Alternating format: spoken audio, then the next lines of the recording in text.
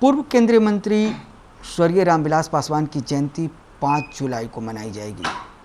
लोजपा में 2 भाग हो चुके हैं और दोनों भाग जो हैं वो इसकी तैयारी कर रहे हैं, यानी यूँ कहें चाचा भतीजा दोनों की तैयारी चल रही है।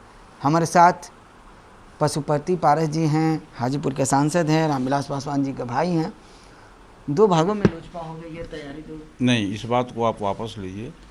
ये मीडिया की दिमाग की उपज है कि लोजपा 2 भागों में बटी है। देश का संविधान जो कहता है और जो लोकसभा के अध्यक्ष के द्वारा जो रूलिंग मिला है उसमें लोजपा का बंटवारा नहीं हुआ। 6 सांसद के संसदीय दल के नेता मुझको बनाया गया, इसलिए लोजपा में कोई मतभेद नहीं है, लोजपा में कोई टूट नहीं है, चाचा भतीजा में कोई मतभेद नहीं है।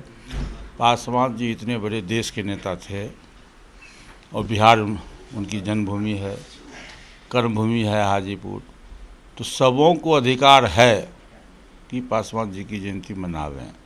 और पूरे देश में, बिहार ही नहीं पूरे देश में पासवान जी की जयंती मनाई जा रही है 5 जुलाई को। लोक जनशक्ति पार्टी के बैनर के तले और दलित सेना के बैनर के तले कन्याकुमारी से लेकर के आपको आंध्र प्रदेश से लेकर के तेलंगाना है, बिहार है, झारखंड है, असम है, मध्य प्रदेश है, राजस्थान है, बंगाल है, सभी स्टेट में पासवान जी के समर्थक लोग काफ़ी संख्या में पूरे देश में थे और सब लोग 5 जुलाई को उनकी जयंती मनाएंगे। उसी के क्रम में बिहार में भी मनेगा और पार्टी ऑफिस में मनेगा। चूँकि मैं लोक जनशक्ति पार्टी के पासवान जी संस्थापक थे, सब कुछ थे और लोक जनशक्ति पार्टी का मैं राष्ट्रीय अध्यक्ष हूँ और मैं उनका छोटा भाई भी हूँ, तो मेरा अधिकार बनता है उनकी जयंती को भव्य रूप से हम पार्टी कार्यालय में मनावें।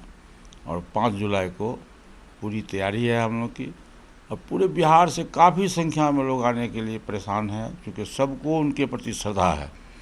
आप सबको निमंत्रण देना संभव नहीं है, हम लोगों ने निमंत्रण नहीं दिया, अखबार के माध्यम से हम लोगों को जानकारी मिली है, लेकिन उस दिन कम से कम तो 20 और 25 हज़ार के बीच में लोग आएंगे। और हम लोगों का ये है कि जितना भी गरीब गुरबा लोग है, पटना शहर में हो, देहात में हो, कहीं का भी हो, जो रिक्शा पुलर है, मजदूर है, ठेला वाला है, भिखमंगा है, अपाहिज है, जो भी लोग है, जो बेसहारा लोग है, उस सब लोगों को हम लोगों ने अखबार के माध्यम से दिया है कि भाई रिक्वेस्ट किया कि आप लोग आइए और पासवान जी की जयंती समारोह में भाग लीजिए और उन लोग को हम लोग खाना खिलाएंगे। पैकेट सिस्टम है कि चूँकि कोरोना का मार है इसलिए लाइन में लगा करके सोशल डिस्टेंस का मेंटेन करते हुए उन लोगों को हम लोग खाना का पैकेट देंगे। आपने कहा कि आप लोग जनशक्ति पार्टी के राष्ट्रीय अध्यक्ष हैं, आपने कहा मुझे बात वापस लेने का, लेकिन आपके भतीजा बोलते हैं कि राष्ट्रीय अध्यक्ष वो हैं। कैसी जनता माने? चाचा कहें कि राष्ट्रीय अध्यक्ष हम, भतीजा कहें राष्ट्रीय अध्यक्ष हम, राष्ट्रीय अध्यक्ष है कौन? अच्छी बात है, आपने अच्छा प्रश्न किया है। देश चलता है संविधान, देश चलती है संविधान से नहीं। अब पार्टी का भी एक संविधान है। देश का संविधान क्या कहता है और पार्टी का संविधान क्या कहता है?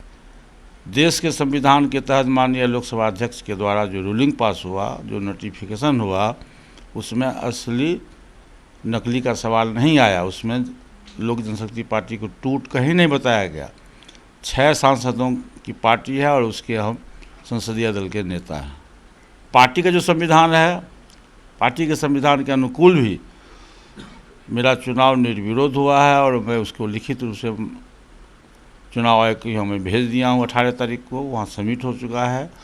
इसलिए देश का संविधान और पार्टी के संविधान के तहत मैं राष्ट्रीय अध्यक्ष भी हूँ और संसदीय दल का नेता भी। कोई व्यक्ति क्या कहता है उसका कोई महत्व नहीं है। देश का संविधान क्या कहता है, पार्टी का संविधान क्या कहता है, उसका महत्व है।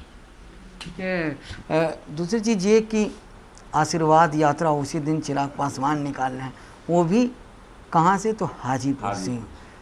तो हाजीपुर तो पहले तो रामविलास पासवान का संसदीय क्षेत्र था, अब आपका संसदीय क्षेत्र है, तो क्या रामविलास पासवान जी ने उन्हें आशीर्वाद नहीं दिया था कि आशीर्वाद यात्रा निकाल रहे हैं? देखिए, ये आशीर्वाद यात्रा की कोई आवश्यकता नहीं थी।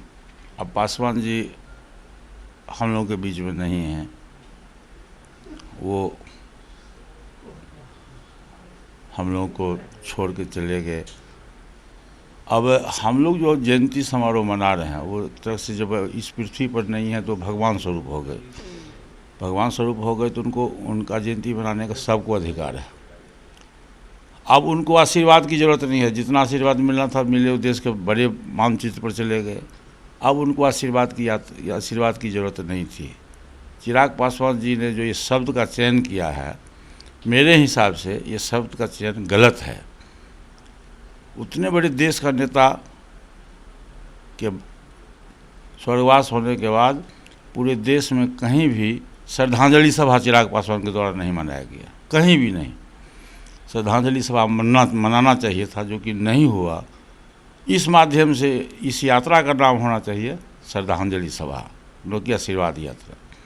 इसमें राजनीति है कि आशीर्वाद यात्रा क्यों रखा गया, क्यों नाम रखा गया, किस चीज़ का आशीर्वाद है। पासवान जी तब जीवित नहीं हैं, उनको आशीर्वाद की क्या ज़रूरत है, उनको दुआ की ज़रूरत है। उनकी आत्मा की शांति के लिए प्रार्थना लोग करेंगे। यही उनके लिए सबसे बड़ी बात होगी, जो पूरे देश और पूरे बिहार के लोग कर रहे हैं। दूसरा मेरा प्रश्न ये है कि हाजीपुर से क्यों? हाजीपुर में चिराग पासवान जी का न जन्मभूमि है हाजीपुर, न कर्मभूमि है हाजीपुर। जन्मभूमि है सहरबलनी, कर्मभूमि है जमुई। यदि उनको यात्रा निकालना था तो उनको जमुई से यात्रा निकालना चाहिए था, तब पता लगता कि कितना लोकप्रिय सांसद हैं। ये दोनों पर मेरा ऑब्जेक्शन है। उनको जमुई से यात्रा निकालना चाहिए और यात्रा का नाम बदल के श्रद्धांजलि सभा होना चाहिए। लेकिन कहीं ना कहीं एक तरह से देखा जाए तो ये लोगों में है कि आपने जो पार्टी का कार्यालय है उसको आपने कब्जा कर लिया है। ये जो चिराग गुट के लोग हैं वो कह रहे हैं। आपको पता है कि नहीं पता है कि पार्टी के कार्यालय किसके नाम से नोटिफिकेशन हुआ है? आपके शायद आपको जानकारी नहीं है। 1990 में ही, जिस समय मैं मंत्री बना, उस समय 1990 से ही ये पार्टी कार्यालय मेरे नाम से, उस समय मैं मंत्री में था, उसकी हैसियत से हुआ। फिर बाद में पार्टी कार्यालय हुआ और पार्टी कार्यालय का भी जो नोटिफिकेशन हुआ है बिहार सरकार के द्वारा, वो मेरे नाम से हुआ, ये आप जान लीजिए। तो फिर अब उनका गुट, इनका गुट क्या? जब गुटे नहीं है तो गुट क्या होता है? लोक जनशक्ति पार्टी का स्टेट पार्टी कार्यालय था, आज भी है और भविष्य में भी रहेगा। यानी कि रामविलास जी की पहली जयंती होगी उनके स्वर्गवास होने के बाद। तरह से देखा जाए बिहार में जो है धूमधाम से मनाई जाएगी। और कहीं ना कहीं आरजेडी भी है, ये कह रही है कि उनकी जयंती को आरजेडी भी मनाएगी। तो इसमें भी राजनीति दिख रहा है। कोई हर्ज नहीं है। अब राजनीति हो नहीं राजनीति हो, मैंने आपको कहा ना कि स्वर्गीय पासवान जी सर्वमान्य नेता थे, और जब इस पृथ्वी पर नहीं है तो सबों का अधिकार है। आरजेडी मनावे, कांग्रेस मनावे, भाजपा मनावे, जनता दल भी मनावे, सीपीआई, सीपीएम, माले, जितना भी दल है मनावे, सबको अधिकार है। पासवान जी के प्रति सबका श्रद्धा है, सब अपना श्रद्धा सुमन अर्पित करेंगे, इसमें मुझको कोई तकलीफ नहीं है। चलिए। तो पशुपति पारस ने साफ तौर पर जो है निशाना साधा है और उन्होंने कहा है कि चिराग पासवान जो आशीर्वाद यात्रा निकाल रहे हैं उसे निकालने की उनकी ज़रूरत नहीं थी। उनकी कर्मभूमि और जन्मभूमि हाजीपुर नहीं है, और रामविलास पासवान बड़े नेता थे, लेकिन उनकी श्रद्धांजलि सभा देश में कहीं नहीं चिराग पासवान के द्वारा मनाया गया। तो चिराग पासवान को कहीं ना कहीं श्रद्धांजलि सभा हाजीपुर में कहते तो वो अच्छे बात रहते, लेकिन चिराग के बीच में कहीं ना कहीं राजनीति दिख रही है। यही कारण है कि वो अपनी आशीर्वाद यात्रा निकाल रहे हैं।